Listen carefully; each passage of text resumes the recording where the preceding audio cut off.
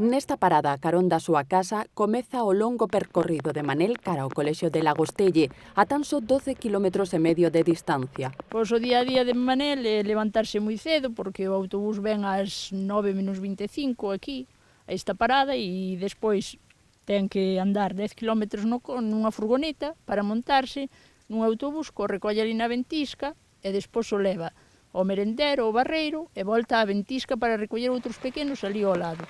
O itinerario fixado por Educación fai co neno viaxe diariamente 2 horas no transporte escolar e pase 2 veces polo lugar no que se fai o transbordo da furgoneta, o bus. En total fai cada día 32 km para ir e 32 para vir.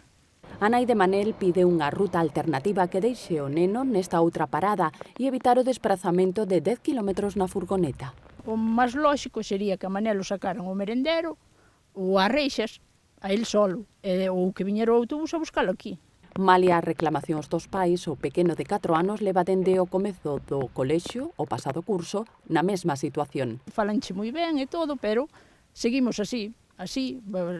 Pola mañá estou no acercando ao colexio xa para que el non madrugue, e polas tardes ven todos os días dormindo, porque unha hora no autobús non é unha broma. Fun ali e non pedín un trato preferente para o meu fillo, pedín un pouco de sentido común. Alleo a problemática o que Manel quere é chegar cedo á súa casa.